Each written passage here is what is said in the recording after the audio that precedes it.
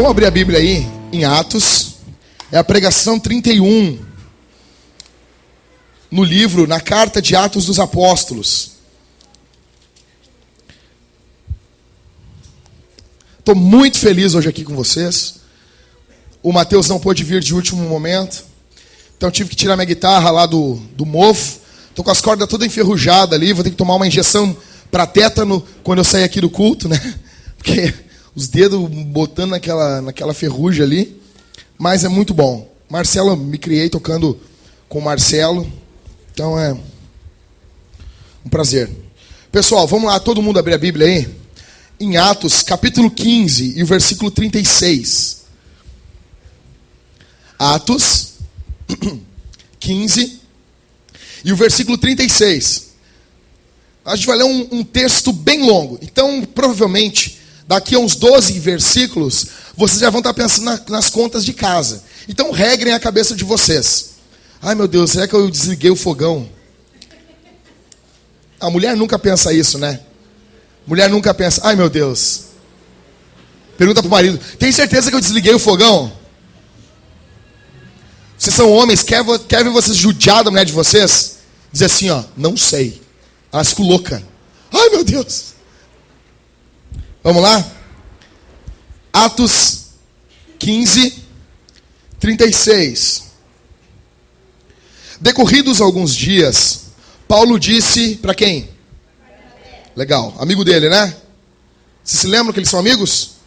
Viajaram juntos, tudo, beleza. Botavam foto no Facebook, no Instagram, tudo junto. Eles eram amigos.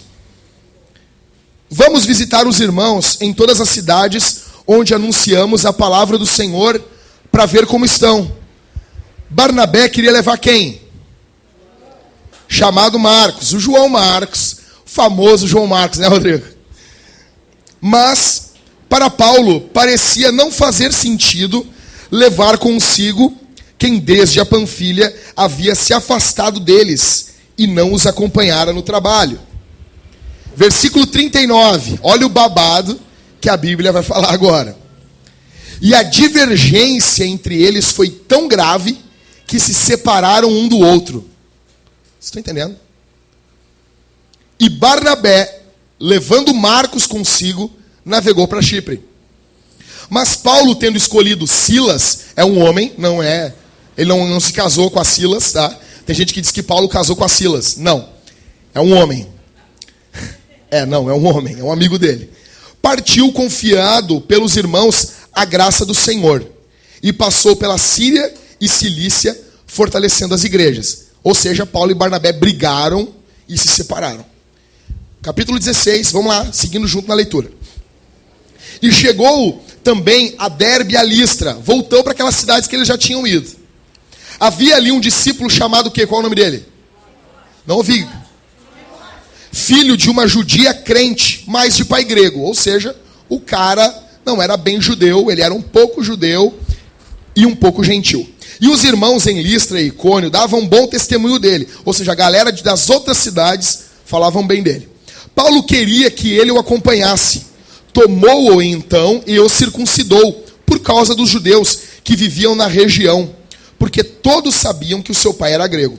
À medida que passavam pelas cidades, entregavam aos irmãos as decisões que haviam sido tomadas pelos apóstolos e presbíteros em Jerusalém para serem obedecidas. Vocês se lembram da semana passada lá do concílio lá em Jerusalém?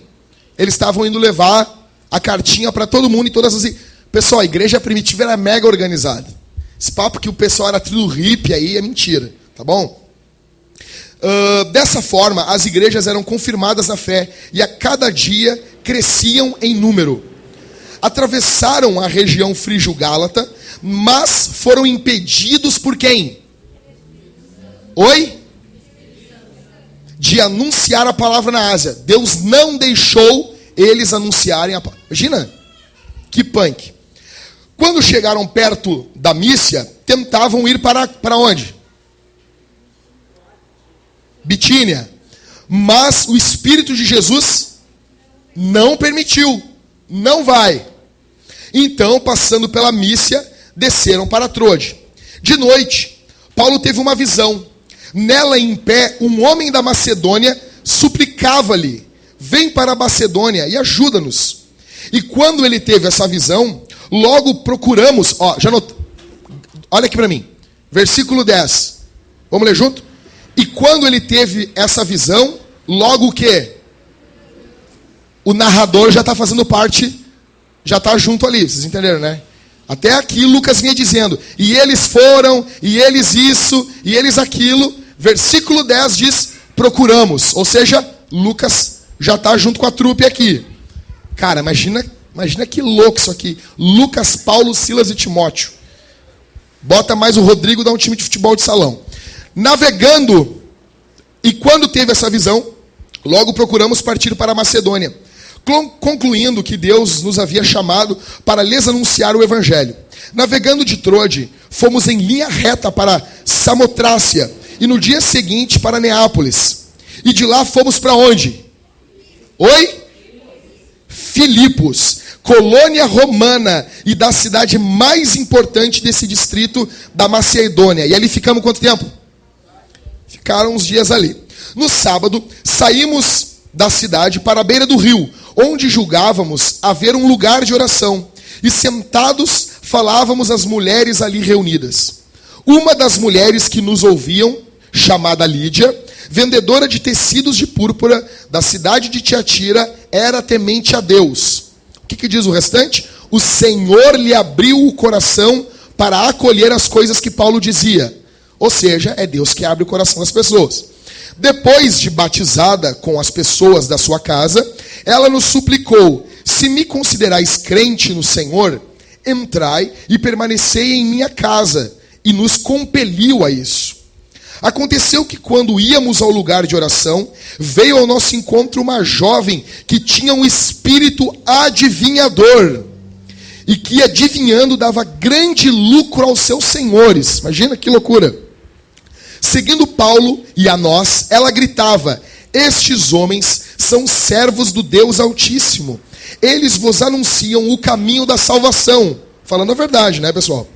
Ela fez isso por muitos dias. Mas Paulo, já aborrecido, Paulo é um cara que se irritava fácil. Mas Paulo, já aborrecido com isso, voltou-se e disse ao Espírito: eu te ordeno em nome de Jesus Cristo que saias dela. E na mesma hora ele saiu. Quando viram que a esperança do seu lucro haviam desaparecido, seus senhores prenderam Paulo e Silas e os arrastaram para a praça perante as autoridades. E apresentando-os aos magistrados, disseram o quê? Esses homens que são judeus estão perturbando a nossa cidade. Coisa linda, né? Servo de Deus estão perturbando a nossa cidade. Eles divulgam costumes que a nós, romanos, não é permitido acatar nem praticar. A multidão investiu contra eles, e os magistrados, rasgando-lhes as roupas, mandaram que espancá-los com varas. Sabor de mel, né?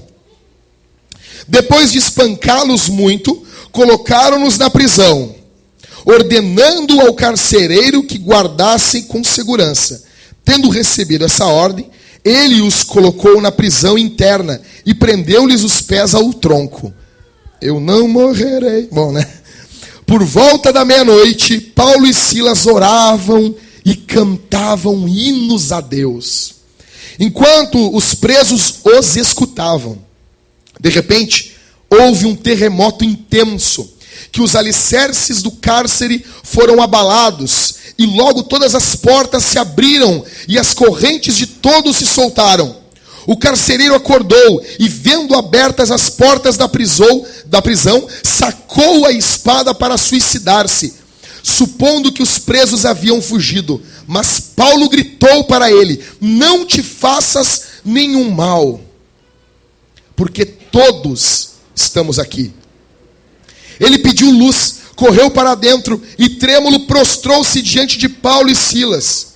Levando-os para fora, disse: senhores, o que eu preciso fazer para ser salvo? Eles responderam: crê no Senhor Jesus e tu e tua casa sereis salvos. Então pregaram a palavra de Deus a ele e a todos os que eram da sua casa. E levando-os consigo naquela mesma hora da noite, lavou-lhes os ferimentos e logo foi batizado, ele e todos os seus. Então os fez subir para a sua casa, onde pôs a mesa para eles, e alegrou-se muito com toda a sua casa por haver crido em Deus. Quando amanheceu, os magistrados mandaram soltar com a seguinte ordem. Mandaram soldados com a seguinte ordem: soltai aqueles homens. E o carcereiro transmitiu a Paulo essas palavras: os magistrados mandaram que fossem soltos. Agora, pois, saí e ide em paz. Mas Paulo lhes respondeu: sendo nós cidadãos romanos, espancaram-nos publicamente, sem termos sido condenados, e nos colocaram na prisão. Agora, às escondidas, mandam-nos sair de modo nenhum. Que venham eles mesmos e nos soltem. E os soldados fizeram dizer isso aos magistrados, os quais ficaram com medo quando souberam que eles eram romanos. Então vieram pedir-lhes desculpas e, levando-os para fora, suplicavam que se retirassem da cidade. Vai embora daqui, cara. Eles saíram da prisão e foram para a casa da Lídia. Ao verem os irmãos, os encorajaram e depois partiram. Meu Deus, eu fico louco. Eu, sinceramente, lendo Atos, eu perco fôlego. Eu perco fôlego lendo esses textos. Eu fico abismado. Se a gente lê Atos numa sentada, é fantástico. É fantástico. Pessoal, muitos em uma plantação de igreja, olha aqui para mim. Nós somos uma igreja em plantação. Nós somos uma igreja novinha. A nossa igreja tem 1 ano e meio, ou seja, um bebezinho. Eu digo para o pessoal aqui da igreja, se a gente não regar com amor, com a palavra, com cuidado, com oração, com santidade, vai morrer. Muitos, numa plantação de igreja, eles acabam se entristecendo. A plantação de igreja, a plantação de uma igreja, é algo que traz tristeza, traz nervos à flor da pele, traz inimigos. Muitas pessoas acabam se entristecendo, perdem inimigos, perdem contatos devido à plantação da igreja. Na verdade, congregar em uma igreja em plantação é algo que suga todas as nossas forças e motivações. Congregar em uma igreja que está em plantação não é nada parecido e nada igual do que congregar em uma igreja já estabelecida, em uma igreja já plantada. Você vai ser desafiado a ser e a fazer coisas que às vezes vão ir além das tuas possibilidades. Por isso, eu reuni o pessoal e seguidamente eu venho perguntando: é isso que vocês querem para a vida de vocês? É isso não é brincadeira. Eu preguei há um tempo atrás, ontem eu estava conversando, passamos um dia aqui muito legal. Eu, o Léo, a Karine, depois a minha mãe chegou. Foi muito bom estar com eles ontem aqui, em comunhão. E eu me lembrei que eu preguei 10 razões para não se juntar à Vintage. Ou seja, pensa bem, não é fácil uma igreja em plantação. Só deveria estar em uma igreja missional e em plantação aquele que realmente sabe o que está acontecendo ou que provavelmente poderá acontecer. Plantação de igreja não é brincadeira. Plantação de igreja é algo muito sério. A pergunta para vocês aqui essa noite: alguém aqui já teve vontade de abandonar tudo depois de uma tristeza? Depois de um conflito? Alguém aqui já teve vontade? Não, quer saber? Eu não quero Jesus. Não, Jesus não dá. Não dá. Por quê? Porque a Joana brigou comigo. Eu amo essas. A Joana brigou com o cara e o cara larga Jesus. Meu namorado não me ama. Minha mulher não me respeita. Quem tu vai largar? A mulher, o namorado? Não, vai largar Jesus. Legal isso. Já pensou em abandonar a igreja, ministério, casamento por causa de algum conflito? Alguém aqui? quer saber o que é um conflito que às vezes leva a isso em uma plantação de igreja, esse texto que a gente leu é exatamente sobre isso. Paulo e Silas. Paulo chega para Barnabé e disse: velho, seguinte, já tinha acontecido a primeira viagem missionária. Aí Paulo voltou da viagem missionária, ele e Barnabé foram para o concílio em Jerusalém, porque lá a igreja de Antioquia, onde eles congregavam, estava dando desavença. Os caras queriam impor costumes judeus. Paulo vai defender contra esses fariseus. Paulo quebra o pau contra os fariseus. Aí Paulo e Barnabé voltam para Antioquia. Aí estão tomando um picolé. Aí Paulo olha para Barnabé: qual é o gosto do teu, Barnabé? O meu é de leite condensado. O meu é de amora. Que legal. Cara, falou em amora, me lembrei do pessoal lá onde tinha aquelas plantações, onde a gente foi pregar o evangelho. Vamos visitar essa galera? Vamos visitar eles? Aí Barnabé: demorou, velho. Vamos mesmo. Aí, vamos levar Marcos com a gente. Já marcou ali no Facebook. Marcos, te apresenta que a gente vai vazar daqui a pouco. Aí Paulo foi em remover marcação. Remover marcação, né? Ocultar da linha do tempo, da timeline. Foi, denunciou. E disse: não. Acho que não entendeu, Barnabé. Eu e tu. O João Marcos abandonou a gente lá no capítulo 13. Não. Aí Barnabé: não, ele vai com a gente. Aí Paulo: não, ele não vai. Barnabé: ele vai com a gente. E Paulo: ele não vai. Barnabé: ele vai. Paulo: não vai. E eles começaram a brigar. O grande Paulo e o grande Barnabé brigaram. Mas brigaram de um tal modo de: eu não aguento mais olhar a tua cara. Separaram. Os dois, homem de Deus. Barnabé pegou Marcos, que era primo dele, e seguiu. Depois, Paulo vai fazer as pazes e vai ficar de bem com Marcos. Ele vai chamar Marcos, escrevendo para Timóteo. Ele vai recomendar Marcos para os colossenses. Mas isso é uma outra história. Aí eles brigam. Aí ele pega o Silas e eles vão para a viagem missionária, para a segunda viagem missionária de Paulo. Ele vai com o Silas e eles encontram um cara chamado Timóteo. Aí eles pegam, Paulo circuncida esse cara. Não pode circuncidar. Paulo é contra a circuncisão, ele está sendo... Não, ele está circuncidando para dos judeus. Aí ele circuncida Timóteo. Eles chegam em Filipos. Melhor, ele tá dormindo, ele tem uma visão de um macedônio dizendo: cara, ajuda nós, passa a Macedônia, vem pra cá. Já viram essas brincadeirinhas de crente, né? Ô irmão, passa a Macedônia, vai me visitar. Essas brincadeiras chatas de crente, né? Ô irmão, é daqui que essa brincadeira saiu. Aí Paulo: beleza, Deus está mandando a gente ir para lá pregar o evangelho. Aí eles chegam em Filipos. Eles não vão em nenhuma sinagoga, porque não tinha judeu suficiente para ter sinagoga. Então ele tem umas mulheres orando na beira de um rio. E Paulo e Silas chegam primeiro para elas. E vai pregando o evangelho. E a Bíblia diz que Deus abre o coração da Lídia. Lídia se converte. Paulo batizou ela e toda a casa. Paulo não perde tempo. Paulo não chegou e disse assim: cara, temos que fazer um cursinho aqui para te batizar primeiro. Nós já ia meter um cursinho no cara, né, velho? Eu já ia meter um cursinho de algumas semanas. Ia ver: ô Rodrigo, pode fazer uma visita lá, dar umas aulas. O Rômulo dá outra. Aí a gente vai lá dar umas aulas, né? Paulo não tem essas frescuras. Paulo já batizou, já baixou as águas. Já batizou por imersão eles, porque Paulo era imersionista, né? Aí ela acolhe os missionários. Do nada, uma jovem louca. Uma jovem pingando demônio. Se torcer, pingava demônio. E a jovem olha e diz: esses caras são caras que estão anunciando o caminho da salvação, né?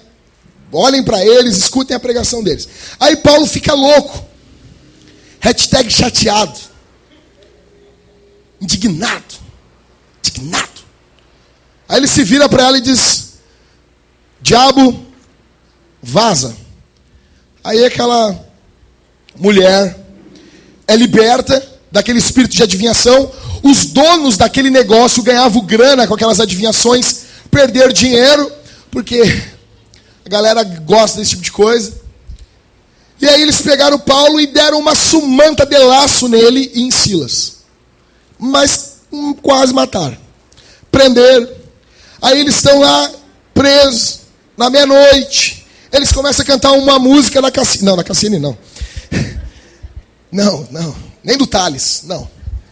Aí eles estão cantando uma música, estão orando, os prisioneiros estão ouvindo. Vem um terremoto, abre as portas, o carcereiro quer se matar. Aí não te mata, ele vai e prega para a família do carcereiro.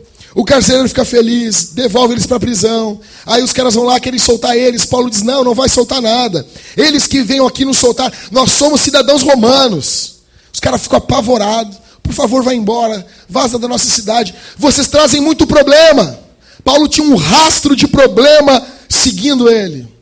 Aí Paulo é colocado para fora da cidade. Antes disso, ele vai na casa de Lídia, conversa com eles, fortalece os irmãos e vai embora.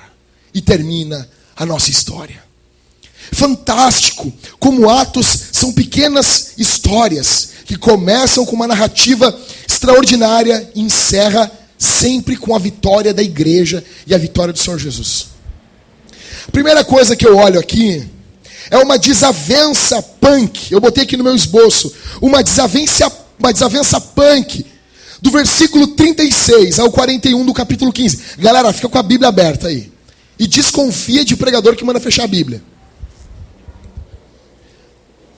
A igreja vence problemas doutrinários. A igreja vence problemas seríssimos. A igreja vence o orgulho, a vaidade. A igreja, nesses capítulos em Atos, vence tudo isso. Mas chega num dado momento que não tem como resolver. Barnabé quer levar o cara que abandonou eles no meio da viagem missionária. Quer dar uma chance. Nós devemos entender as pessoas. Nós devemos amar as pessoas. Paulo já é da outra linha. Beleza, eu amo ele lá e eu aqui. Eu amo demais ele, mas não vai com nós. Viagem missionária não é brincadeira, é coisa séria. Aí Barnabé não, mas ele mudou. Aí Paulo, eu não sei se ele mudou. Eu tenho que ver se ele mudou, não sei. E eles brigam e se dividem. Aí Paulo chama mais adiante, lá para Filemão, Marcos de cooperador. Ele recomenda Marcos para a igreja de Colosso, no capítulo 4, versículo 10. Ele pede que Timóteo levasse Marcos até Roma, pois ele era útil para Paulo. Ou seja, no final da vida de Paulo, Paulo se reconcilia com Marcos, mostrando que o evangelho, de fato, é a reconciliação. Mas o que eu olho nessa desavença entre Paulo e Barnabé, olha aqui para mim. Na desavença entre Paulo e Barnabé, na Escritura, é que nem tudo será como nós planejamos. Numa plantação de igreja, nem tudo vai ser como a gente planejou. O cara que está junto, sonhando com isso aqui comigo desde o começo é o Rodrigo, nas primeiras reuniões. O prédio lá da Sertório, o Rodrigo que achou para mim. Eu, ele e a Thalita num dia de tarde, e ele encasquetou, nós vamos achar esse prédio, cara. Saímos bem louco, e ele querendo um prédio perto da casa dele, né? Lá na Zona Norte. Olha aí, beleza. Aí, só que nós planejávamos grandes coisas para a igreja. Esse cara chegou na igreja agora. Ele vai ser obreiro. Ele vai ser isso. Esse cara vai servir. Esse cara vai ser uma bênção. Aí dá 6 meses, o cara sai brabo, irritado. Porque fez muita coisa, porque cansou. Ou amigos que nós tínhamos, que a gente pensava, cara, agora fechou. Redondaço. E não é, um monte de coisa não foi como a gente planejou. Esse texto está mostrando isso. Paulo nunca planejou brigar com Barnabé. Barnabé nunca planejou brigar com ele. Mas ei, olha aqui para mim. As coisas não serão como nós planejamos. Se vocês querem botar a mão no arado com a gente aqui, se vocês sonham ver essa cidade se convertendo ao Evangelho de Jesus, se vocês sonham vendo o Evangelho influenciando as pessoas que estão perdidas nessas ruas, a criminalidade diminuindo pelo poder do Evangelho. E não somente uma marcha para Jesus com mais crente gritando lá, cantando David Keelan, lá parecendo uns abobados. Não. Se você sonha ver o Evangelho invadindo todas as áreas da cidade, os bares, a prefeitura, todos os locais, saiba de uma coisa: as coisas não serão 100% como nós planejamos. Nós choraremos, nós iremos nos separar de algumas pessoas, nós sentiremos tristeza algumas vezes. Quantas vezes, quando chegava um casal e dizia: nós estamos indo embora da igreja, a gente ama vocês, mas a gente está indo embora. Minha esposa cansou de chorar. Se alguém aqui querer sair hoje, a mulher não chora mais. Cansou de chorar, já saiu tanta lágrima nos primeiros meses do olho da Thalita que não chora mais. Ou seja, as coisas não vão ser como a gente planejou. Perderemos contatos com muitas pessoas na caminhada. Isso é triste, mas não pode abater a gente. Paulo briga com Barnabé, Barnabé briga com Paulo, mas eles não ficam lá se lamentando, mandando indireta no Twitter. Tem gente que não sei o que, não sei o que. Ou então mandando indireta para quem manda indireta. Essas pessoas que mandam indiretas. Isso é uma indireta. Não tem tempo. A obra é urgente. O Espírito Santo não ficou, ai, magoadinho, ai meu Deus. Deus não ficou assim, ai meu Deus. Normal, velho, vai acontecer. Segue e prega o Evangelho. É o que eles fazem. Uma pergunta aqui para você. Alguma separação aqui, alguma desavença travou a tua vida? Tem alguém aqui que talvez teve uma desavença terrível com o pastor, com um amigo, tinha expectativa num pai na fé, ou no cônjuge, e uma desavença travou a tua vida. Tu não produz mais nada no Evangelho. Quero te dizer essa noite que essas coisas vão acontecer, e isso não deve impedir a gente de caminhar. Seguindo, diante disso, no versículo 1 ao versículo 3, no capítulo 16, vai surgir uma nova liderança. Timóteo vai ser chamado. Timóteo, ele aprendeu as escrituras com a mãe Eunice e a avó Lloyd. Paulo chama ele de filho amado. Cara, Timóteo é brother de Paulo. Surge uma nova liderança. Interessante o seguinte, que Paulo discute com Barnabé, e em momento algum, Paulo faz assim: Everton, nós brigamos com o Rômulo, agora nós vamos seguir sozinho. Ou o Rômulo, briguei com a Mari, agora não vou ter mais amigos, vou seguir sozinho. O Rodrigo brigou com o Marcelo, agora nós evangelizávamos junto, agora não convido ninguém. Paulo não faz isso. Paulo brigou com o Barnabé, beleza, que droga, não era para ter acontecido. Mas ele chega de um outro cara para ajudar ele, porque ele não consegue fazer a obra de Deus sozinho. Ninguém consegue fazer nada para Deus sozinho. Vocês não são águias, vocês não são lobos, vocês são ovelhas, nós vivemos em bando. Não é bando, né? Como é que é? Como é que é matilha? Matilha é rebanho. Palmas. Foi o Christopher. Na verdade, tudo isso foi para testar. Ou seja, nós vivemos amontoados em rebanho, nós estamos juntos. Nós não somos um lobo. Precisamos de companheiros no ministério. Ninguém faz a obra de Deus sozinho. Minha pergunta para você aqui essa noite: quem é você para querer andar sozinho? Quem é você para achar que não tem que dar conta da tua vida para ninguém? Nós precisamos de pessoas para prestar contas. Deus não está em carne do nosso lado. O corpo de Cristo é a igreja.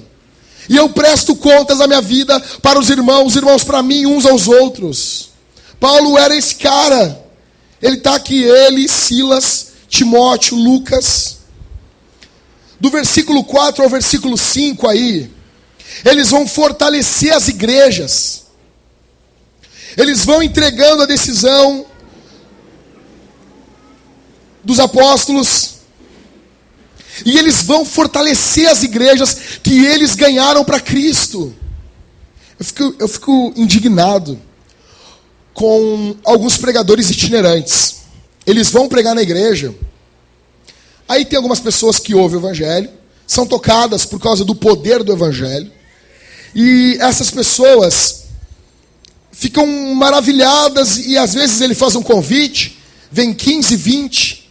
Ele nunca mais volta naquela cidade, naquela igreja. Aí ele sai por aí dizendo, eu ganhei tantas pessoas para Jesus. Paulo não é esse cara. Paulo está voltando lá para ver como os irmãos estão. Paulo pregou o evangelho, mas Paulo não é só um ganhador de almas, Paulo é um pastor. E isso aqui não é para somente quem é pastor de púlpito. Se você está pregando o evangelho no teu serviço, vocês precisam pastorear essas pessoas, mulheres e homens.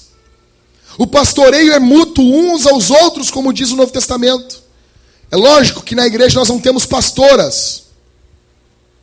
A gente tem patriarca aí numas igrejas, apóstolos, uns loucos aí, mas biblicamente não tem pastora.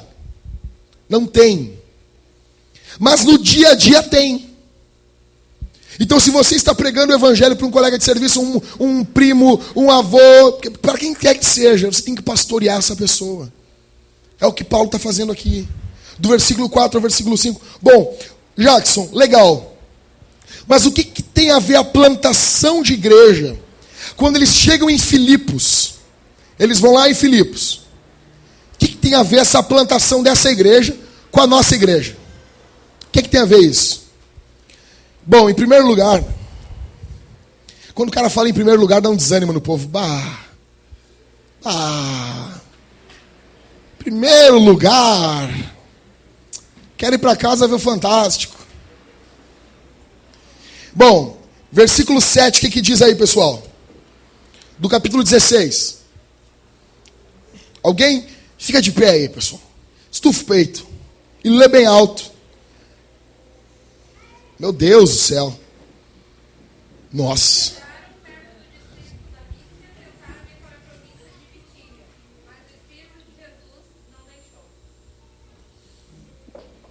A primeira coisa que eu aprendo aqui é que a missão da igreja, ela tem que ser conduzida pelo céu e não pela terra. É o Espírito de Jesus que não permite. É o Espírito de Jesus que diz não. É o Espírito Santo que diz não vão. Nós podemos ter projetos, nós podemos ter sonhos, nós podemos ter muitos sonhos, só que nós devemos colocar os projetos de Deus em prática, e não o nosso projeto, e não o nosso sonho. A missão da igreja tem que ser guiada por Deus, e não pelas ideias loucas de um pastor, de um pregador. Aqui, o Espírito de Jesus diz não para Paulo. O grande Paulo, Jesus diz não vão. Porque quem está conduzindo a missão é o céu e não a terra. Quem está conduzindo a missão é o eterno, soberano Senhor, e não o homem.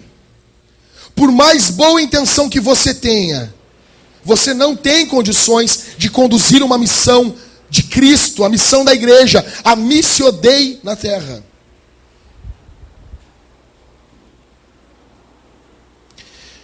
Estamos reunidos hoje aqui. Hoje. Sabe por que você está hoje aqui essa noite? Porque Deus te trouxe aqui. Você está aqui, irmão, porque Deus... Claro. Você só está aqui. Sabe por quê? Porque Paulo, ele foi proibido no versículo 7 de não ir para Bitínia. Essa proibição de ir para Bitínia, Paulo acabou indo para a Europa. O Brasil foi descoberto por quem? Por europeus. Parece que Deus já sabia, muito bom. Oh Lord, um calvinista dizendo isso. Deus sabia já desse negócio. Cara, é a Europa que vai descobrir a América. que vai descobrir o Brasil e vai passar anos, e vai estar lá um cara chamado Everton, e vai estar o Jackson, e vai estar lá a Thalita, a Mariana e o Rom, vai estar todo mundo lá. Porque o Espírito do Senhor proibiu Paulo de ir para a Bitínia. Ele acabou indo para a Europa. Ganhou os europeus, o evangelho floresceu na Europa, houve grandes avivamentos, houve a reforma na Europa, e a galera vem descobrir o Brasil. Hoje estamos aqui, porque Deus disse não para Paulo, lá em Atos capítulo 16. Vocês estão entendendo isso? Por que que o evangelho tem que ser guiado pelo céu? E Deus não diz para Paulo, Senhor, o Senhor só me diz não.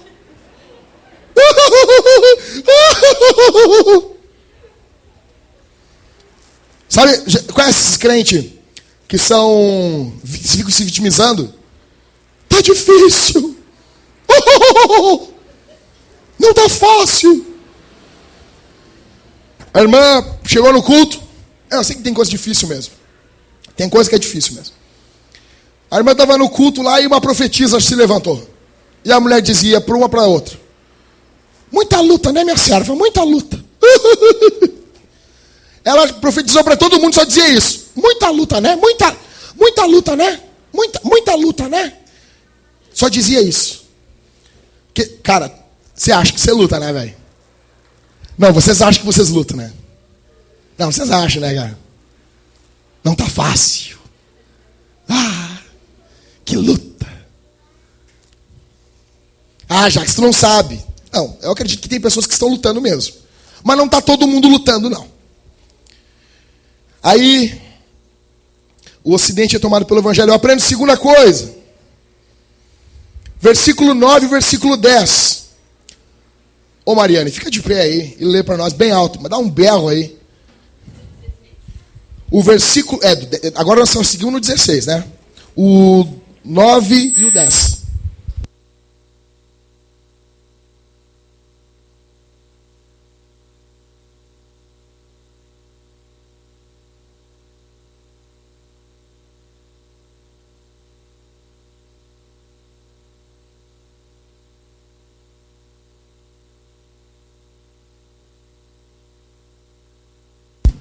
A segunda coisa que eu aprendo nesse texto é que Deus diz não. Olha aqui. Aqui. Deus diz não para Deus dizer sim. Deus diz não, vá para a Bitínia para ir para a Macedônia. O não de Deus para uma coisa é o sim dele para outra coisa. Deus diz: não vão para a Bitínia. Nós devemos entender que o não de Deus ao mesmo tempo é um sim. O não para o pecado é o sim para a santidade. O não para um namoro fracassado é um sim para um casamento feliz. O não para um emprego horrível que vai te escravizar é um sim para uma outra coisa que Deus está preparando para você. O não aqui é o sim aqui. Deus disse não para eles, mas não para ficar dizendo não a vida toda. Deus disse não, vão para a Bitínia. E Deus não explica por que não queria que eles fossem para lá. Porque Ele é Deus. E Deus diz não vão para lá porque é para ir por aqui. Não aqui é porque tem um sim aqui. Deus diz não para Deus dizer sim. Minha pergunta para você que essa noite: Deus tem dito não para vocês em alguma área da tua vida? Teu casamento, a forma como trata a tua mulher, serviço, a forma como é o teu modus vivente no serviço, a forma que tu trata os negócios, um namoro. Mas eu amo ele. Mas ele é lindo, ele é um pão. Ele é um pão, Michael, ele é um pão. O pão que o diabo amassou. Guria chegou ao pastor e disse: pastor, ele me enche os olhos. Mas ele não é crente. Mas ele me enche os olhos. Casou. Aí ela chegou no culto com os olhos tudo roxo. Jesus diz, aí o pastor disse, ele te encheu os olhos mesmo, né? Te encheu de porrada os olhos mesmo, né? Deus está te dizendo não, não, não, e tu sabe que é não. Para Deus te dizer sim. Terceiro, o que eu aprendo? Alguém lê o versículo 10 aí, por favor, de novo? Que a Mari acabou de ler. Mas rapidinho, pessoal, vamos lá. Versículo 10. Logo depois desta visão, procuramos partir para Macedônia, concluindo que o Senhor nos chamava para anunciarmos o Evangelho. O que eu aprendo com esse versículo?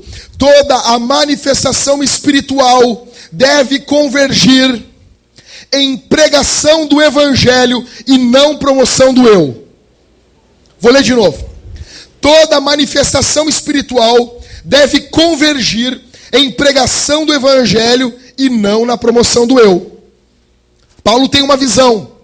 Aí Paulo ficou dizendo assim, Marcelo, eu sou Paulo, o homem das visões. Botou uma faixa lá em Jerusalém, em Antioquia, venha ver o raio-x de Deus. Botou uma foto dizendo o Elias dessa geração. Paulo do fogo. Paulo da canela de fogo, do manto, do reteté, dos milagres. Paulo fez isso. Versículo 10 diz: e quando ele teve essa visão, logo procuramos partir para a Macedônia, concluindo que Deus nos havia chamado para quê? Para anunciar o Evangelho. Aquela visão que ele teve, ela não serve para promover o nome dele. Ela serve para promover o Evangelho. Olha aqui para mim. Quem são os pregadores de hoje aí? Que utilizam às vezes até dons legítimos para promover o próprio eu. A gente tem em Porto Alegre aqui. O cara está tentando trazer o Elias dessa geração para Porto Alegre. O tal do Beni Fígado, quer dizer, Beni Rim. Desculpa. Que piada bem ruim, né, meu? Estou andando muito com o Rômulo.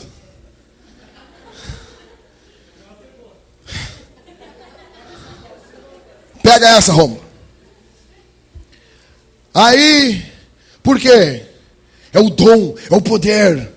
Mas não é o poder para proclamar, não é o dunamis para o querigma.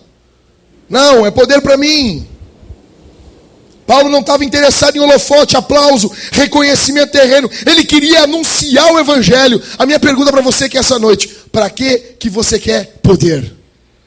Quero poder. Quero poder. Pastor, quê? Quero poder.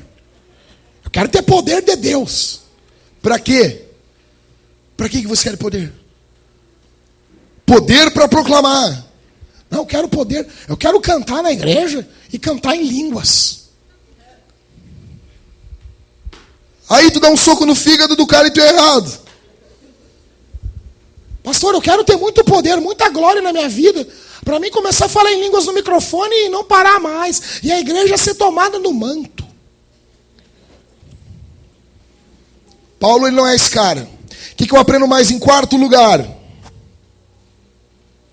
Anjos não anunciam o Evangelho. Do versículo 9, o versículo 9 e o versículo 10, que a Mari leu, depois a minha mãe leu de novo.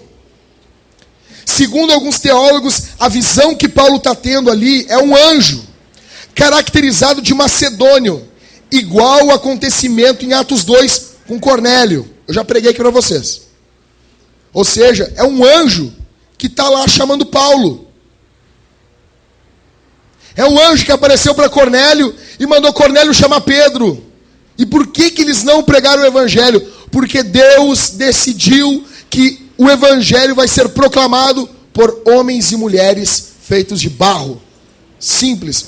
Para que o tesouro não venha a ser o vaso, mas o que está dentro do vaso. Anunciar o Evangelho é papel da igreja.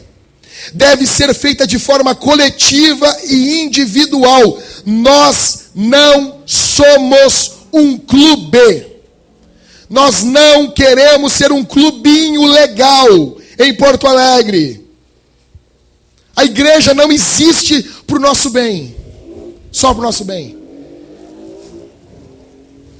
O poder do evangelho é para que venhamos proclamar... Aqui, cara. Não é eu só que tenho que pregar o evangelho. Toda a igreja, ela é missionária nesse mundo. Vocês se enxergam como missionários aqui? E aí, Léo, como é que está a missão em Porto Alegre? Eu já falei isso aqui, vou falar de novo. E se cada um de vocês no final do ano aqui chegasse para apresentar o relatório missionário de vocês? Eu recebo o relatório direto do Giovanni Rabowski. Agora ele está nos Estados Unidos. E ele manda, porque ele é um missionário, e missionários mandam relatórios missionários. Mas, e se nós entendermos biblicamente que todos somos missionários? Mandar o teu relatório. Para quantas pessoas você pregou o evangelho nessa semana que passou? Aqui vocês podem ver, irmãos. Do lado esquerdo está o número de pessoas que eu preguei o evangelho. Do outro lado, o número de pessoas que eu ganhei para Cristo. Do outro lado, algumas pessoas que me jogaram urina e me jogaram água quando eu pregava para elas. Esse cara aqui é um cara que me deu um soco indignado comigo. Esses outros dois eu batizei esse ano que passou. Porque todos somos missionários. Qual é o teu relatório? Pense nisso. E deixe isso te atormentar assim. Não fica dando desculpinha na tua mente, não, mas não é bem assim, querendo amortecer o peso, o impacto da palavra de Deus. Assume isso. Deixa que isso te atormente, sim. O que eu aprendo mais? Em quinto, a porta que Deus abre. Olha aqui, pessoal que está pedindo, eu quero uma porta. Abre uma porta. Porta da esperança, a porta do desespero. Bom, a porta que Deus abre nem sempre nos conduz por um caminho fácil, porém nos conduz para um destino vitorioso. Vocês olhem que Paulo tem uma visão. É Deus que está mandando Paulo ir pregar onde ele vai pregar. E mesmo assim, Deus está levando Paulo para um local difícil. O problema da nossa geração é que a gente pensa o seguinte: tá difícil, estou fora da vontade de Deus. Tem agora inventar o centro da vontade de Deus. Né? Não basta ter vontade, né? Tem que estar no centro. O cara tem que esmagar os desgraçados. Né? Tu tá na vontade sim, Rômulo, mas tu não tá no centro da vontade. Puxa vida. Tem mais? Tá tudo bem. Ficamos com esse centro aí. Não tem problema. Mas a gente pensa que a gente só está no centro da vontade de Deus quando o dinheiro está gordo na conta. Quando está tudo bacana. Quando está tudo bonito. Quando o carro está abrindo todas as portas, né, Rodrigo? Aí Deus está comigo, né? E não. E não. E não. Olha aqui para mim. Não. Não. Jesus estava na cruz, sendo morto, sendo humilhado. Cuspiram nele, maltrataram ele, esbofetearam ele. E ele estava no centro da vontade de Deus. A situação financeira não diz se nós estamos ou não. Essa é a miséria do evangelho da prosperidade. Miséria. Você não vai ser rico porque tu dá uma mixaria na igreja. Nem dá. Nem vem com esse pensamento aqui. Eu pergunto para você aqui essa noite. Até quando você vai fugir do propósito de Deus, do caminho do Senhor? Até quando vocês vão fugir disso? Porque esse caminho é um pouco mais difícil do que o teu caminho. Mas o final do caminho do Senhor é bom. É bom. Ele é um bom pastor, não esqueça disso. Ainda que passamos por tribulações, por angústias, por tristezas, ainda que você tenha passado realmente por angústias na tua vida nesses dias, o nosso Senhor é o bom pastor. O que eu aprendo mais? Nem sempre o começo de uma plantação, de uma igreja, vai ser espetacular. Alguém lê o versículo 12 aí? Fica de pé e lê o versículo 12 aí. Daí fomos a Filipos, que era uma cidade no primeiro distrito da província de Macedônia, e também colônia romana, onde ficamos vários dias. Aí eles vão, bom, beleza, Eu, se sou Paulo, eu ia pensar assim, Karine. Que? Jesus disse para mim não ir para um lugar. Apareceu uma visão para mim agora, velho. Eu já ia enlouquecer a gurizada aqui na igreja. Vamos, que é nós. Nós vamos chegar lá, nós vamos flutuar em Filipos. Nós vamos chegar, vai ser uma glória. Nós vamos vou levantar a mão assim, estilo Nil, e as pessoas vão cair assim, ó. Não é estilo Benny, oh the glory, oh the glory. Esquece.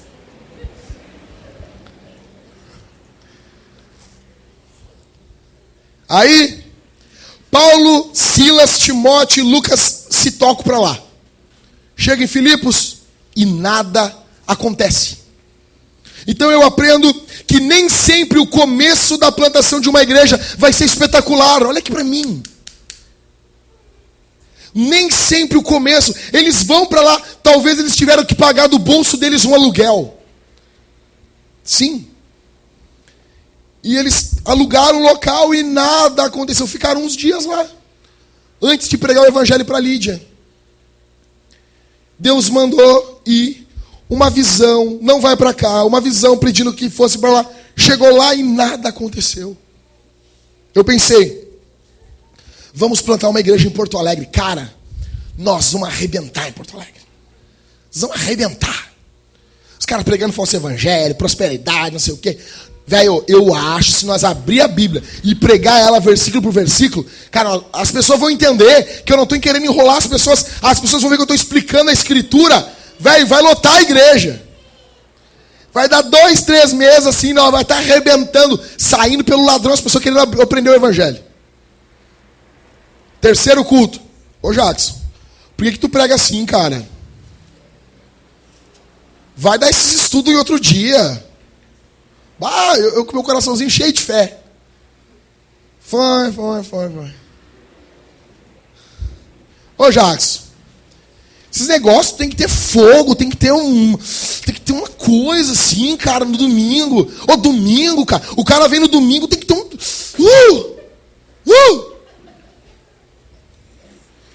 Tu entendeu? Aí depois que tu fala a frase, me disseram isso.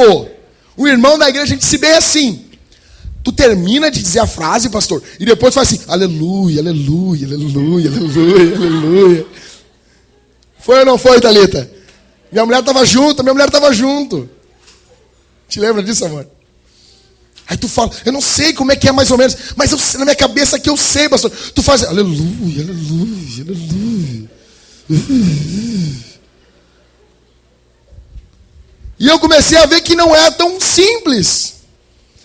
Paulo, ele chega em Filipos e nada acontece. Tem que alugar uma casa e ficar uns dias ali.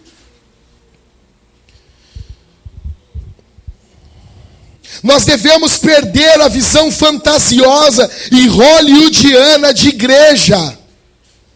Essa visão hollywoodiana,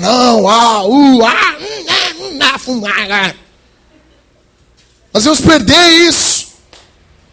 Essa visão fantasiosa, essa coisa. Eu pergunto para você aqui essa noite. Você já se frustrou aqui com a nossa igreja? Fala a verdade. Ô Jax, eu esperava que era diferente, Jax. A Mari chegou na igreja e disse, não, vi os vídeos desse cara na internet. Essa igreja deve bombar, cara. O vídeo com mais de 100 mil visualizações. Esse negócio deve bombar. Chegou lá, tinha Pedro, Tiago e João.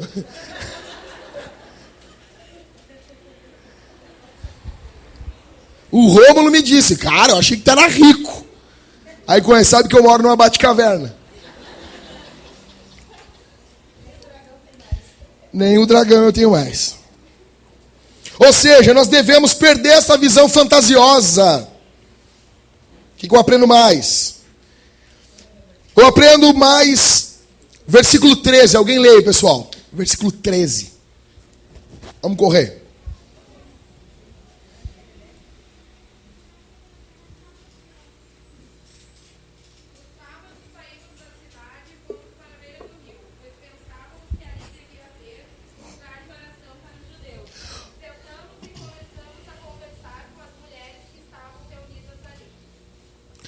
eu aprendo que observar os costumes religiosos não garante salvação para ninguém. Observar costumes religiosos não garante salvação para ninguém. Observar costume religioso não garante salvação para ninguém. Orar não salva ninguém. Ninguém. Notem que a Lídia estava orando, mas ela não era salva. Notem que Cornélio, lá no capítulo 10, estava orando, mas ele não era salvo. Você pode ler a Bíblia, cantar louvores, frequentar a igreja, ser filho de crente e não ser salvo. Você pode carregar a Bíblia e descer com a Bíblia debaixo do braço para o inferno. E entrar com a Bíblia do inferno. Oh. Não garante, isso não traz a salvação. A salvação não é por obras, não é pelo que você faz. Você não pode fazer nada para garantir. Cara, agora eu tô. E aí, Jacques, como é que estava? Semana passada estava ruim. Semana passada, Conhece uns casos assim? Vai conversar com o cara. E aí, como é que tu tá? Pastor, tô mal. O que foi, cara? Masturbação. Tô mal. Mas eu tô me fortalecendo. Como? Eu descobri que não é pecado. Por quê? Como não é pecado? A Bíblia diz: tudo que te vier à mão, faça com força.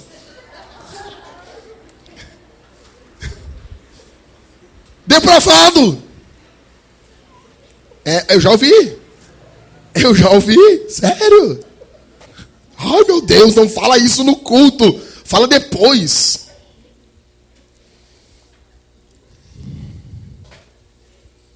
Depravado.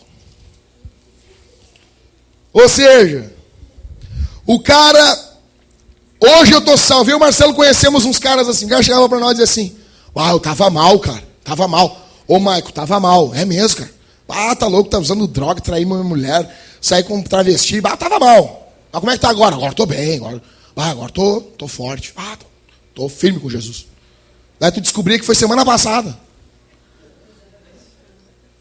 Nem sabe se tá forte ainda. Ou seja, porque a pessoa, ela baseia a salvação no que ela sente. Orei, tô salvo. Não orei. Tá difícil a salvação agora. Não tô salvo.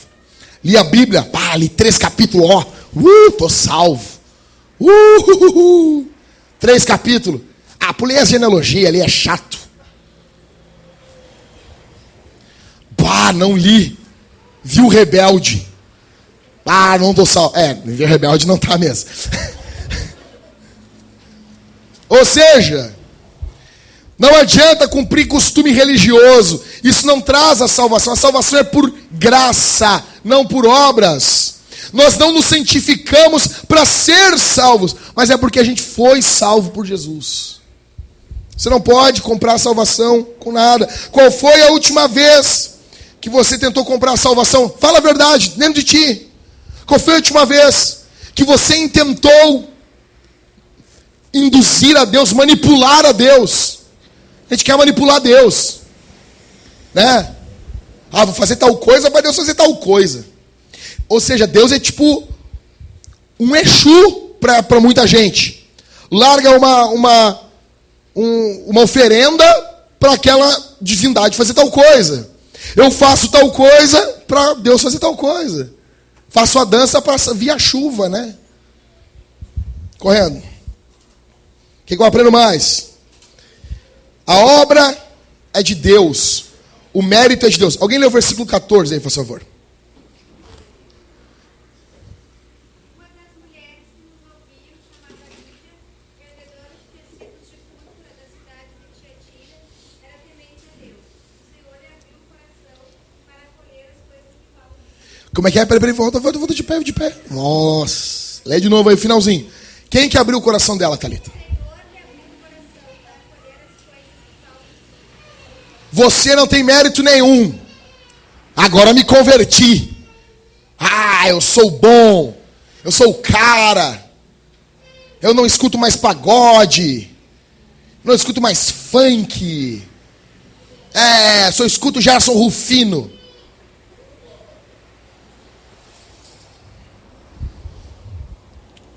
Nós não temos mérito nenhum, é Deus que abre o coração da Lídia. É Deus que abre o teu e o meu coração. É Deus que abre o coração dela. O homem é totalmente depravado. E se Deus não fizer essa obra no teu coração, ninguém fará. Para Lídia, aqui no texto, Deus abre o coração dela. Para a jovem possessa, Deus a liberta. Para o carcereiro, Deus vem com terremoto para o chamar a sua atenção. Experiências distintas, mas todas genuínas de um Deus operante. É Deus que vem até eles. Eu gosto muito quando o pessoal pensa, eu me salvei, eu me converti. Fico imaginando a mulher possessa. Se não é Deus que vem até ela, não é Paulo que chega e expulsa aquele demônio? Imagina um endemoniado. Como que o endemoniado vai dizer que ele se salva? Como que Lázaro vai dizer, eu ressuscitei porque eu quis? Tem como. Interessante que depois do milagre do terremoto, tem um milagre moral, né? Porque o cara diz assim, Rômulo, cara, fugiu todo mundo e Paulo diz, não te mata porque todos estamos aqui. Todos estamos aqui. Hernandes Dias Lopes diz que isso aqui é um milagre moral. Os presos não fogem da cadeia, porque a presença de Deus está ali. Um milagre moral acontece na vida daquela gente. Minha pergunta para você que é essa noite, tu é salvo? Então mostra para o mundo a tua transformação. Eu aprendo mais que o evangelho é para todas as classes sociais, raças e culturas. Olha aqui para mim. O evangelho é para todas as classes sociais, raças e culturas. Lídia era prosélita. Ela não era judia pura. A jovem possessa era uma escrava. Vivia comprometida com demônios. O carcereiro acreditava que César era o Deus dele. Ou seja, pessoal, olha aqui para mim. Lídia com dinheiro, a jovem possessa escrava e o carcereiro um trabalhador ali. 3 classes de pessoas sociais distintas. Hoje em dia, a gente tem igreja para tudo que é gosto. Tem igreja do roqueiro, igreja do metaleiro, igreja dos velhos, igreja dos bem-sucedidos, dos homens de Deus. Venha para a reunião dos empresários poderosos do batismo com fogo da prosperidade. Ou seja, tem igreja para tudo que é gosto. Essa igreja aqui, eles se misturam. O que une eles não é a idade, não é o gosto musical, não é se eles escutam Coldplay e se vestem usando roupas laranjas fluorescentes. A gente sabe que é errado fazer isso, né? Mas não é esse tipo de coisa. O que une eles é o evangelho. O que une eles é o sangue de Cristo. Cara, perguntaram para mim, o pessoal da Gospel Prime disse assim, Jackson, qual é o estilo de igreja que tu quer em Porto Alegre? Eu disse, velho, eu quero uma igreja que seja distinta, que tenha um velho, que tenha um novo, que tenha um careta, que tenha um roqueiro, que tenha um pagodeiro, que tenha... Jesus ama os pagodeiros. Ó, o Rodrigo é pagodeiro, cara, e a gente anda com a gente. O Rodrigo estava com nós aqui numa reunião e o Rodrigo me larga, deixa acontecer. Olha aí, cara. Meu Deus do céu, cara. Queima essa mulher. Tu tá dando carona pra minha mãe, Rodrigo. Ela tá ouvindo isso no teu carro. No meu carro ela nunca ouviu isso. Bom, pessoal, o que eu quero dizer com isso? Nós temos hoje em dia essa coisa, igreja para um jeito. Não, a igreja é o local, é o ambiente aonde nós temos diferenças imensas. Paulo escreve para Timóteo, Paulo diz assim, olha, Michael, Timóteo, quando tratar o velho, trata desse jeito. Trata a jovem, trata assim. Mostrando que a igreja que Timóteo cuidava em Éfeso era uma igreja com várias pessoas de várias idades, de várias ideias, de pessoas diferentes uma das outras. O que nos une é o evangelho. Hoje em dia, diante disso aqui, Muito tem se falado sobre racismo, pessoal. E infelizmente, eu conversei ontem com o Léo. A luta contra o racismo, uma luta tão linda, tem sido maculada por partidos políticos. Partidos que vêm e querem tomar a causa da luta contra o racismo como se somente eles lutassem contra o racismo. Aí a gente acaba se anojando e a gente às vezes nem quer participar disso. Eu quero dizer uma coisa para vocês. Mesmo assim, não importa o que estão fazendo com essa boa causa, lutem contra o racismo. Existe muito racismo dentro da igreja. Existe muito racismo dentro da igreja. Eu cansei de ouvir de presbíteros, de pastores: minha filha não casa com negro.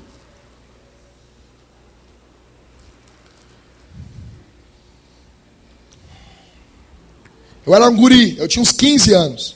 Hoje, eu apontava na cara desse cara e dizia assim: vai te converter, filho do diabo.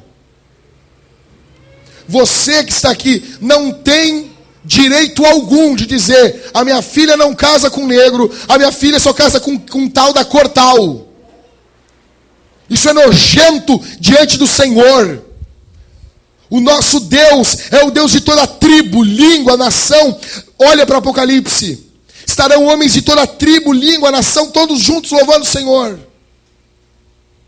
Eu, branquelo desse jeito, não eu casei com uma morena.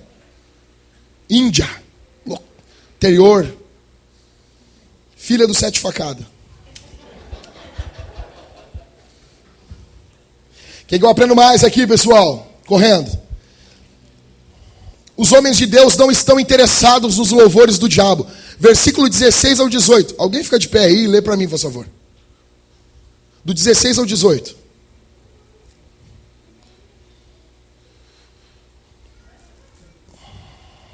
Aconteceu que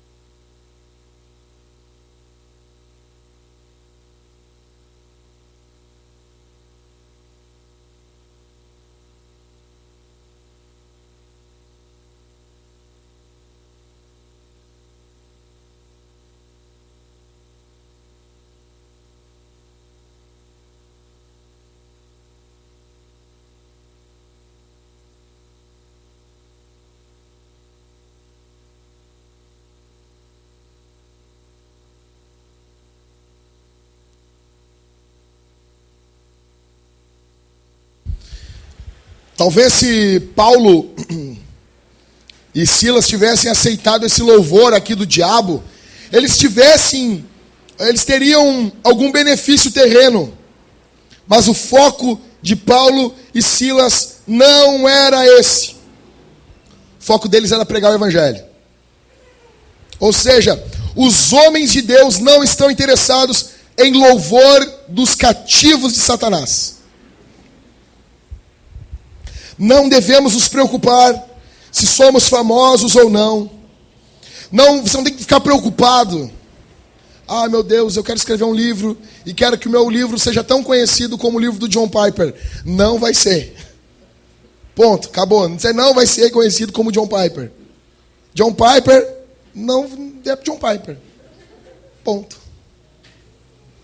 Ah, mas eu quero que o meu livro venda que nem o do Nicodemos. Velho, tu não é o Nicodemos. Ou seja, cara, Paulo não está preocupado com fama aqui, velho. Nós devemos nos preocupar se a nossa vida, com a nossa vida e com Deus, e se isso está servindo ao Senhor. Obrigado. Ou seja, infelizmente hoje, pessoal, a igreja está fazendo aliança com os cativos do diabo em troca de fama. A igreja, em vez de pregar o evangelho, faz aliança com os caras em troca de fama. Vai ter esse ano de novo o troféu promessa? Vai ter? Você sabe que é o troféu promessa, né? Vamos cantar na Globo. Aí a Globo vai lá e nos... Não tem problema em cantar na Globo. Vai e canta na Globo, velho. Mas a Globo, nós vamos reunir os grandes da música gospel. Imagina Daniel, Sadraque, Mesaque e Abidnego indo cantar na Babilônia, ganhando o troféu do Nabucodonosor. Troféu Babilônia. Troféu Babilônia. Obrigado. Obrigado. Estou muito feliz de cantar aqui na beira da fogueira aí, dos leão aí. Estou muito feliz, está louvando o Senhor. Não tem troféu. Que eu aprendo mais? Adivinhação sempre foi fonte de lucro. Versículo 19, alguém leia aí. Amo seus preguiçosos. Leia aí. Vivendo seus senhores, que a esperança do seu lucro estava perdida, prenderam Paulo e Silas e os levaram à presença dos magistrados. Ou seja, a adivinhação da guria dava grana para os caras. A adivinhação sempre gerou grana. Fala a verdade. Se você fosse ouvir uma pregação do evangelho hoje, estou explicando a Bíblia, tá? Versículo por versículo. Aí chega um cara aqui agora que revela tudo. Tudo. Revela o teu CPF. Tem um vídeo na internet. O cara chega para a mulher e diz assim: Joana. É muita carência, cara. É muita carência, velho. A pessoa dizer o teu nome, a pessoa chorar que nem um louco, cara. Mas, velho, toma uma água de melissa, mas vem aqui dar um abraço na gente, pelo amor de Deus. Isso vai passar. O cara dizer teu nome, a placa do teu carro é tal. E tem um que grita manto, terra, fogo, água. Pregação da palavra ou adivinhação? O que aconteceria? Não, fala a verdade. Se chegasse um cara agora aqui adivinhando tudo. Chegasse um cara, pegasse o microfone e começasse a adivinhar tudo aqui. Fala a verdade. Ninguém aqui ia gostar? Fala a verdade. Cara, eu cansei de ver adivinhação espírita na igreja. O cara pegar o microfone e dizer assim: minha servinha, o teu está comigo. E ele nesse momento está bem. A mulher chorar: eu perdi, não sei o quê. Nossa, isso é espiritismo, cara. Isso não é evangelho, velho. Tipo, Deus entrou no cara, incorporou no cara. Entendeu? O cara... O cara foi possesso de Deus. Isso não é Bíblia, velho. Isso não é Bíblia, isso não é profecia, cara. Minha servinha, o teu marido que morreu, tal, tá comigo agora aqui. E ele tá feliz. Só faltou mandar uma mensagem para a mulher. Um cara chegou para mim, olha aqui para mim. O cara chegou para mim e profetizou para mim um monte de coisa. E tudo em cima. Logo depois ele terminou aquilo ali, ele começou a falar um monte de besteira. Ensinando o povo a mentir, o povo a roubar. Pastor, aqui de Porto Alegre. Aí eu notei que aquele cara tinha um dom de Deus, mas não tinha caráter. Não tinha Bíblia, era um falso profeta. Deuteronômio capítulo 13 diz: se vier alguém e fizer um sinal, ou profetizar algo que aconteça, e logo após isso, esse cara convidar vocês: vamos após outros deuses e os sirvamos. É o Senhor Deus que está provando o coração de vocês. Se vier um cara e pregar um monte de mentira para vocês, e inventar um monte de coisa, e vocês gostarem dessa pregação, é Deus que está provando se vocês amam a Deus e a palavra do Senhor. Nós devemos rejeitar todo e qualquer milagre, toda e qualquer pregação, pastor, ainda que faça chover milagre todos os dias. Você ama a palavra de Deus? Ei, olha aqui para mim, estou terminando, cara. Vocês amam a palavra de Deus? Vocês iriam contra as emoções de vocês por causa da palavra de Deus? Eu quero ser feliz. O que importa nesse mundo é ser feliz. Mentira! A.W. Tozer dizia: cara, eu estou preocupado em ser santo nessa vida. Eu vou ter muito tempo para ser feliz na eternidade. Não estou dizendo que vocês não devem buscar a felicidade de vocês, a alegria. Não estou dizendo isso. Vida cristã é uma vida alegre. Só estou dizendo que isso não é a primeira coisa. Às vezes uma busca desenfreada pela felicidade traz muitas maldades, muitas tristezas para nós. Continuando.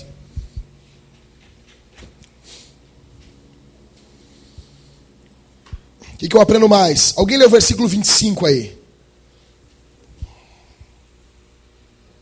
Por volta da meia-noite, Paulo e Silas oravam e cantavam louvores a Deus, e os demais companheiros de prisão escutavam.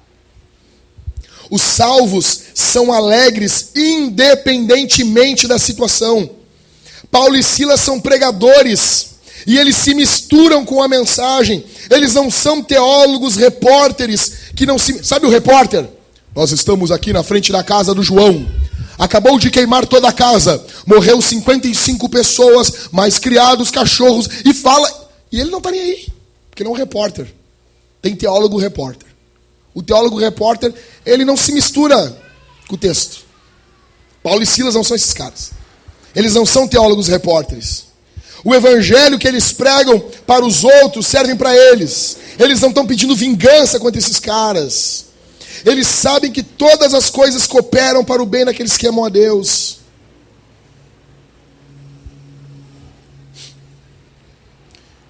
Não espere aqui essa noite.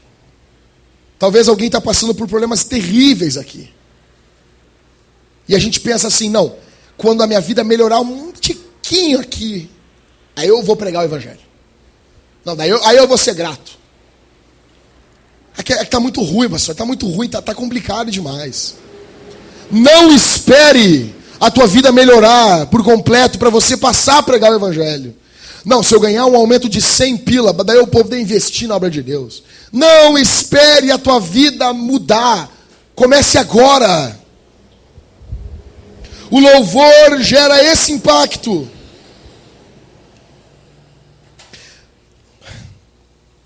Interessante que o que eles estão cantando aqui está impactando onde eles estão. E hoje o que o pessoal canta, vai lá no Faustão, aquelas mulheres tudo pelada e cantando: os sonhos de Deus jamais vão morrer.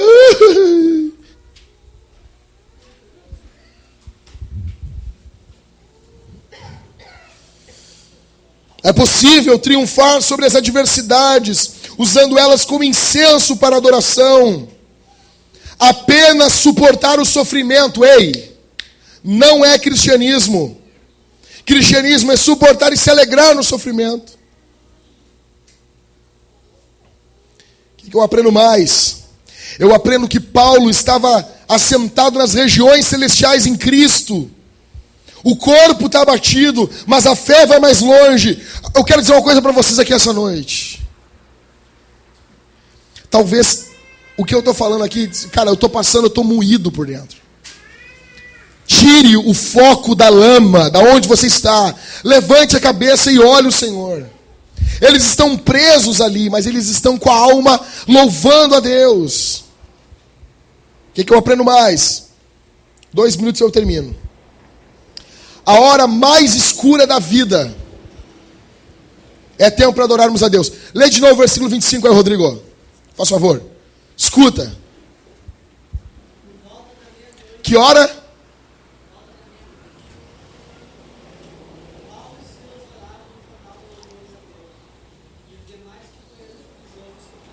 Era meia-noite. Era uma hora de solidão, de silêncio, de escuro, de medo, de pavor. É conhecido como uma hora das trevas. Mas não para Paulo e Silas. Para eles era uma hora de louvor, de adoração. A pior situação, a pior hora, a pior companhia, tudo contribuía para o desespero deles. Mas Paulo e Silas cantam. É meia-noite, está cheio de presos, o local é horrível, o local é nojento, está tudo contribuindo para o mal. Eles estão com vergonhas, eles apanharam com varas. Os ferimentos, tanto que eles vão ser limpos no outro dia, estão se misturando com barro. Talvez tinha moscas no local, está inflamando. O local é terrível. A comida para esses caras aqui, eles fazem as fezes, as necessidades fisiológicas deles, urinam e defecam aonde eles estão. E os caras jogam a comida de uma porta na parte de cima do calabouço. E se mistura com tudo, com barro. As pernas provavelmente tinham lodo com fezes até o joelho. O local é ruim, o horário é ruim, está tudo indo mal, mas eles cantam. Mas eles cantam. Eles não estão murmurando. O problema é que a nossa geração é murmuradora, reclama de tudo. Isto é plantação de igreja. Isso é plantação de igreja. A nossa fé não pode ser pautada pelas situações, mas pela fé em Jesus. O que eu aprendo mais? Versículo 34, alguém lê.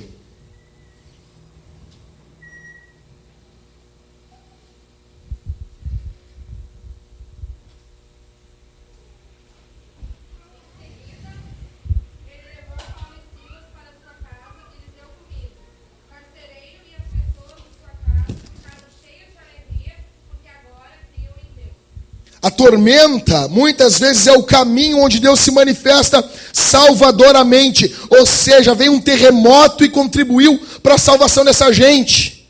Mas quando vem terremoto, tormenta sobre a nossa vida, a gente pensa, não, meu Deus, que horror. Que horror. Mesmo que Deus não venha operar, devemos continuar cantando. Paulo e Silas estão cantando antes do terremoto. Paulo e Silas não cantam porque houve um terremoto. Eles são gratos a Deus sem terremoto. É pergunta, vocês cantam a Deus quando? Só no culto? Cristão, eu sou maduro, eu conheço Bíblia. Melhor ainda, você não canta nunca durante a semana para o Senhor. Pega um violão ou a capela. Ou não canta para o teu Criador nunca.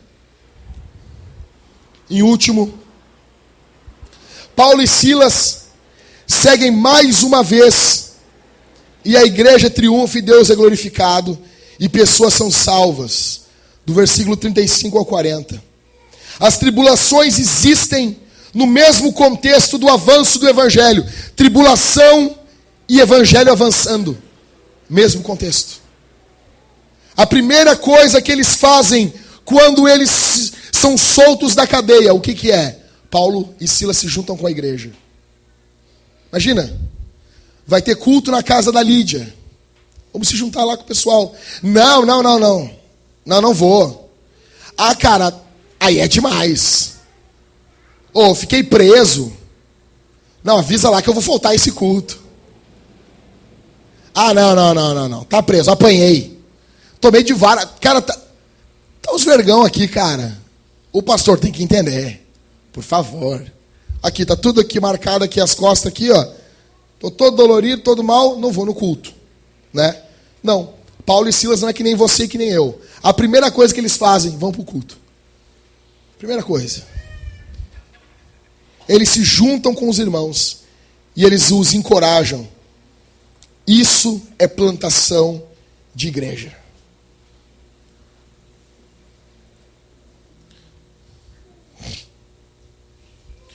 Passa um para mim, por favor.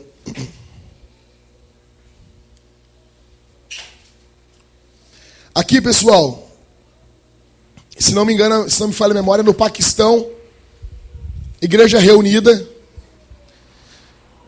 todos eles, se forem pegos, são mortos. Teus irmãos, essa foto é recente, portas abertas. Tem um pastor pregando, e tem um bom número de crentes. Eles não estão voltando ao culto para aprender mais do Senhor por causa de medinho. Qual é a nossa desculpa de estarmos juntos? Igreja, não, pode inventar o maior teólogo, fazer a maior tese. Igreja anda junto, velho.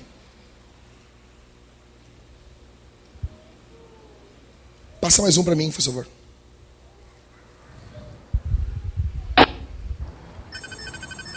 Volta um, por favor.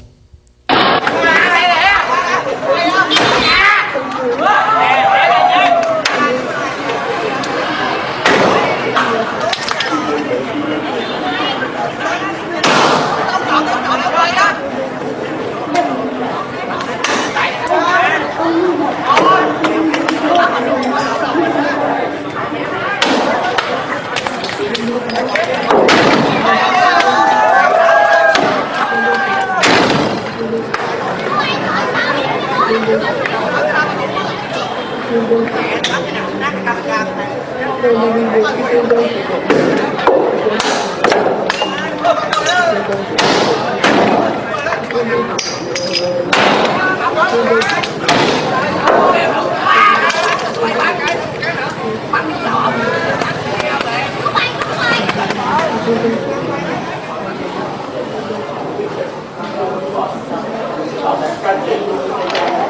em cầu nguyện dân Chúa Giêsu đấng chiến thắng thua về chúng con Chúa. Hallelujah.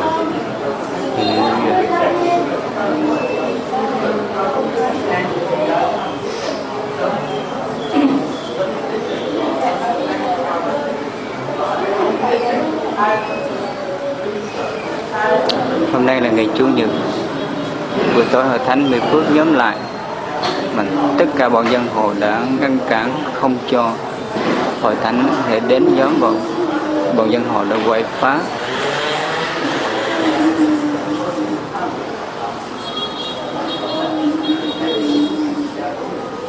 Chính công an là người thuê dân hồ để đến quậy phá hội thánh của Đức Chúa Trời tại đây, hội thánh Mỹ Phước.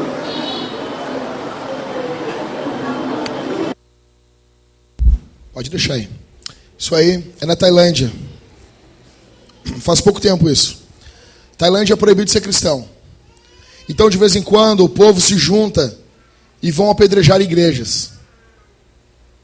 E aí, acabou o culto e os cristãos não podem ser igreja. Porque tem um monte de gente lá na frente apedrejando a igreja. E eles, o que eles fazem, pessoal? O governo não está do lado deles. Eles se reúnem e oram. E eles estão juntos.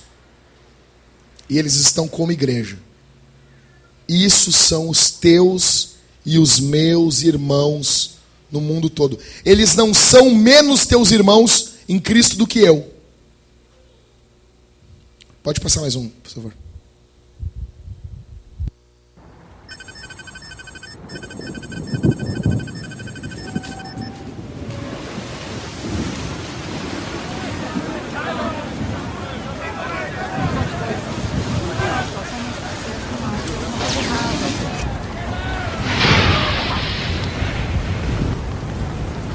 Eu vou entrar!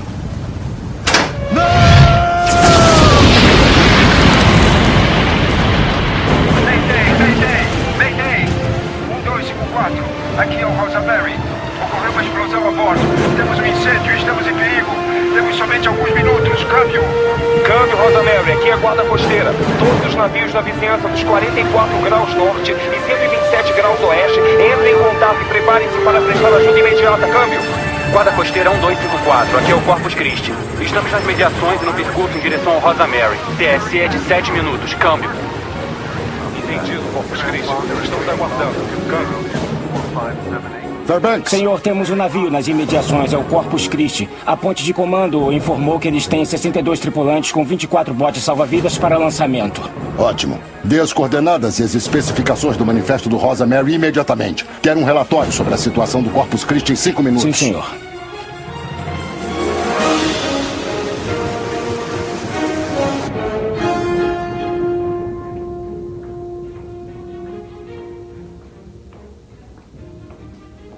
Marinheiro Macmillan? Que noite para o seu primeiro dia de serviço? Quem é você? Escolhas, Jack. Você, amigo, está para entrar no Vale da Decisão. Desculpe-me, senhor, eu tenho... Deixa eu perguntar uma coisa. O que vem primeiro? As dependências de um navio? Ou seu propósito como um todo? Eu creio que o propósito desse navio é bem claro, senhor. Exatamente. Nosso propósito deveria ser bem claro. Jack, estamos entrando em território perigoso. Não há como negar. No entanto, dentro deste navio é um lugar confortável para ficarmos. E aí está a sua escolha. Você irá? Ou também se contentará em simplesmente estudar sobre ir? Senhor, Eu tenho que ir. É que eu tenho que servir. E a festa está começando. Jack, a festa já está quase terminando.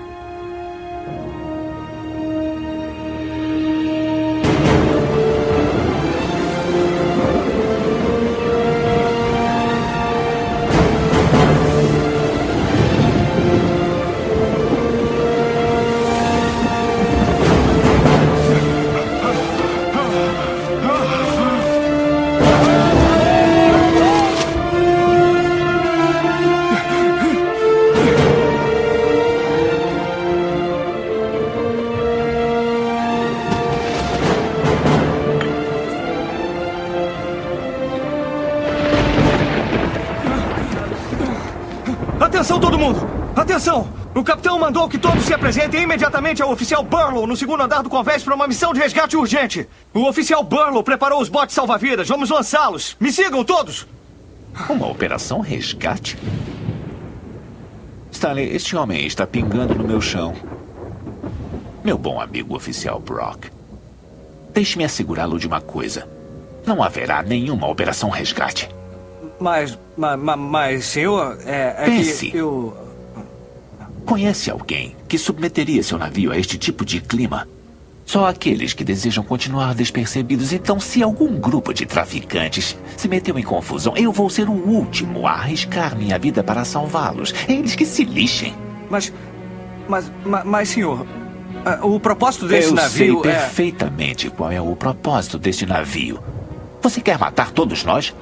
Não, mas é o que... O motivo principal de estarmos dentro de um barco como este é que ele nos protege do que está do lado de fora. Isso não está claro para você, oficial Brock? Bom, talvez...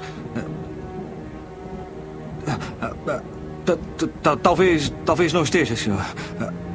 Desculpe, senhor.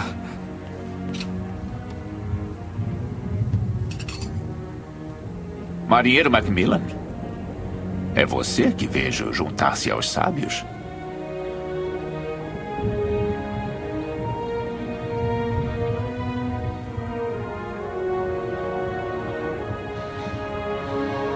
Aí vai alguém corajoso de verdade.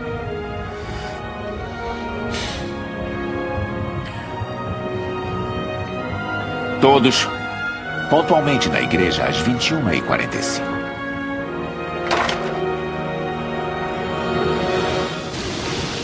Ainda não estão aqui!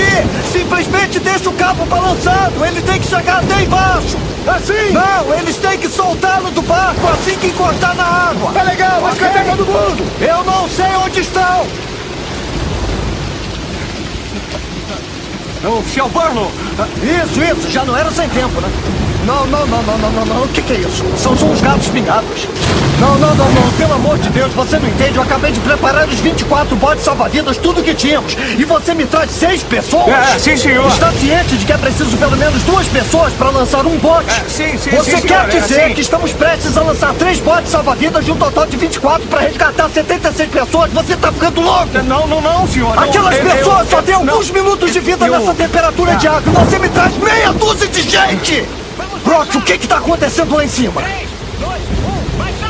Você nunca acessa eles por este bordo. Todo o projeto para um novo bote é baseado em puxá-los pela polpa do navio. Quer estar no convés com ondas de 4 metros, tirando alguém da água pela polpa do navio? Nem pode alcançá-los. Eu revisei isso com o Burlow por 3 semanas. Acho que é melhor você fazer o seu dever de casa. Pelo menos já esteve no novo salva-vidas. Devia estar feliz por não estar lá fora nessa chuva. Acho que está na hora do culto.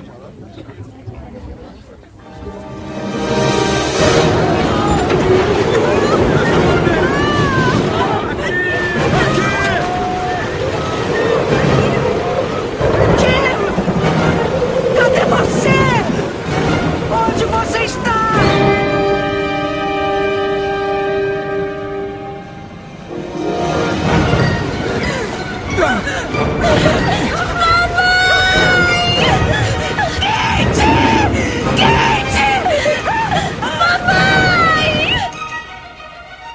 senhor está certo. Rosa Mary estava em curso vindo de Vancouver e entregou um manifesto com uma tripulação de 12 pessoas e 64 passageiros. Pode, por favor, me informar o status da operação?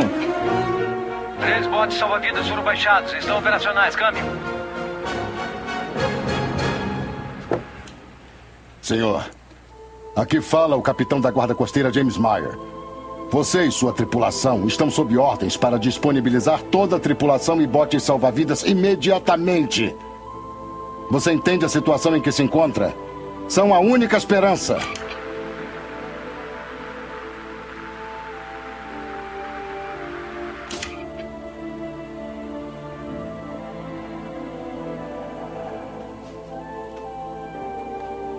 Eles têm o melhor navio que existe. 62 tripulantes, 24 salva-vidas e lançam somente 3.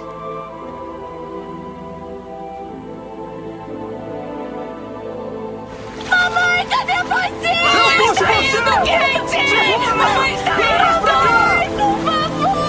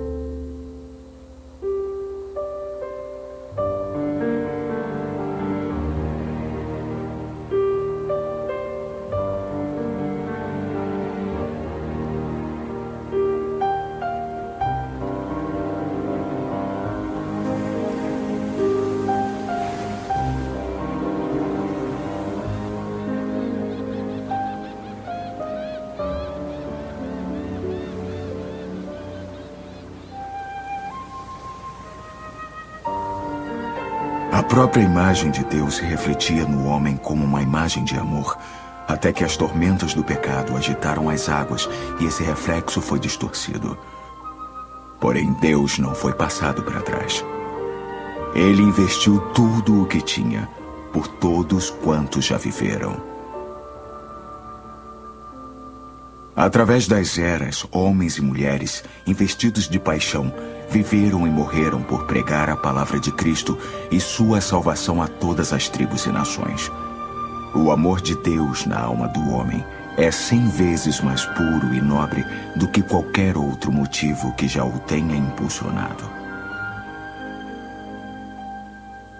Conhecer o amor de todos os amores é o segredo de todos os segredos. Meu amigo, eu estou aqui para dizer-lhe: a Igreja de Jesus Cristo não é um barco de prazeres, mas sim um bote salva-vidas para a salvação de almas. E precisamos de toda a ajuda a bordo.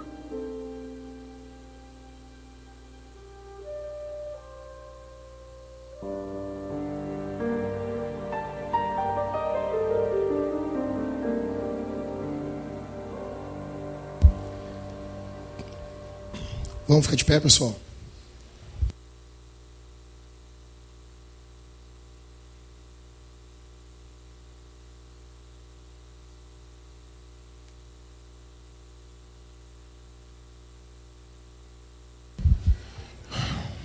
Vamos orar? Isso é plantação de igreja. Isso é igreja. Senhor Jesus, obrigado por tua palavra. Obrigado por tua graça. Obrigado porque tu és bom. Obrigado porque tu és maravilhoso. Tu és bendito. Obrigado, Senhor, porque nós ouvimos sobre o Teu Evangelho aqui essa noite. Obrigado porque fomos confrontados pelo Teu Espírito Santo. No nome de Jesus. Obrigado pela obra que o Senhor tem feito no nosso meio. Obrigado porque as Escrituras em Atos têm nos desafiado, Senhor. E isso vai entrar para a eternidade, o que o Senhor fez em nossas vidas por intermédio dessa série.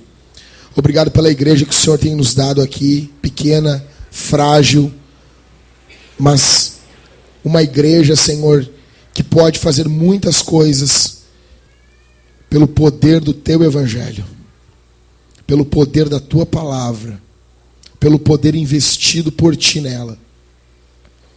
Como diz Mike McKinley, Senhor, é extraordinário ver como igrejas pequenas, simples, podem fazer coisas extraordinárias. Obrigado. Obrigado pelo Teu Evangelho.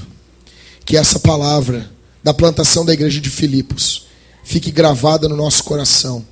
Que a situação dos nossos irmãos fique gravada no nosso coração. Que a situação desse barco, que é a igreja, aonde muitos se refugiam, aonde nós deveríamos estar todos trabalhando para salvar vidas. Que haja conscientização bíblica aqui essa noite. No nome de Jesus. Opera, Espírito Santo, no coração de cada um, porque Tu és poderoso. No nome de Jesus. Que venha haver um avivamento no nosso meio. No nome de Jesus. Amém. Vamos cantar, pessoal?